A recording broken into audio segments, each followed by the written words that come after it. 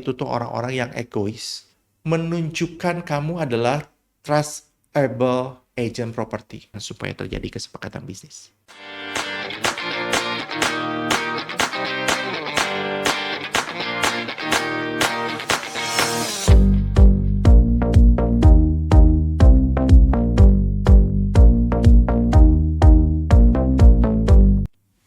Menurut kamu ya, ketika kamu bertemu dengan pembeli atau penjual,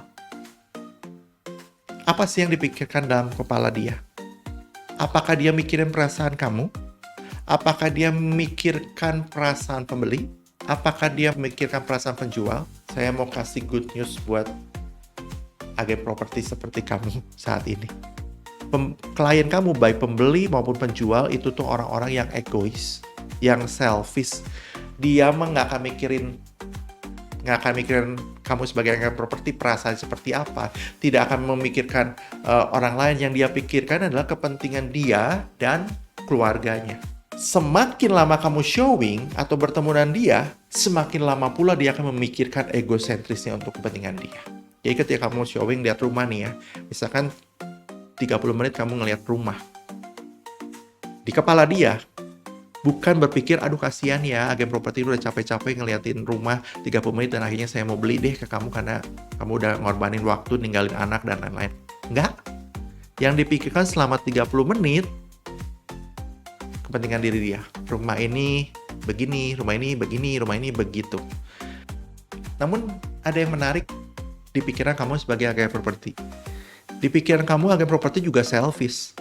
Nggak mikirin dia. Yang dipikirin adalah gimana rumahnya kejual dan kamu mau ngecap bahwa properti ini nomor 1 terbaik dan so on.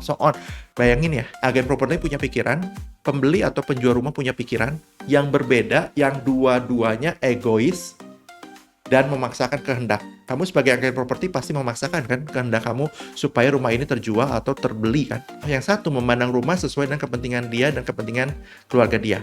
Dua-duanya egois.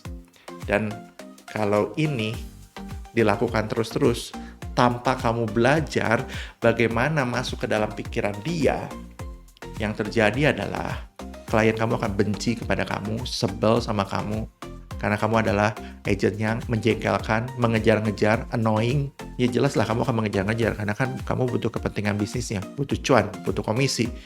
Tapi kamu tidak memahami isi kepalanya dia.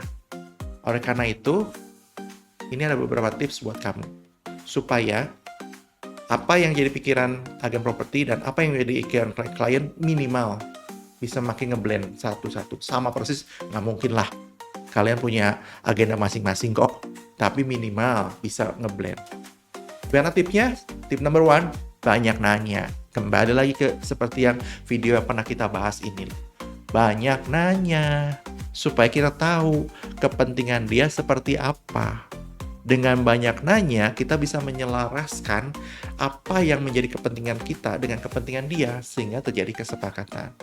2, jangan pusi. Pertemuan pertama bukan untuk pusi.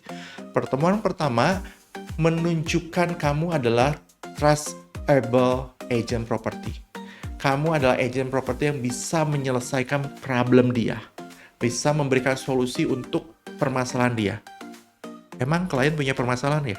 Emang penjual atau pembeli punya permasalahan ya? Kamu nonton video berikutnya, kita akan bahas mengenai hal ini.